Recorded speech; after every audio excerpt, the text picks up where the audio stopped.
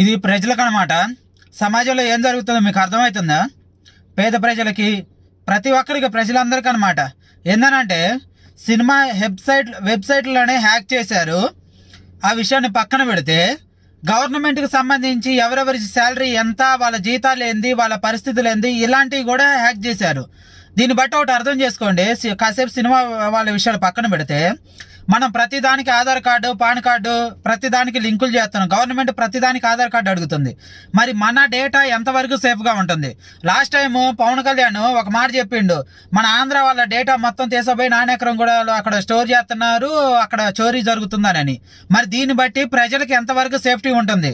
అంటే గవర్నమెంట్ ద్వారానే, గవర్నమెంట్ సరైన సేఫ్టీ విధానాలు కానీ అవేమి జాగ్రత్తలు తీసుకోకుండానే పేదవాళ్ళ డేటా కలెక్ట్ చేస్తుంది. అక్కడి నుంచి హ్యాక్ అనేది జరుగుతుంది. అంటే పేదవాళ్ళకి ఇక్కడ రక్షణ లేదు ఇలా చేతగాని తనం వల్ల.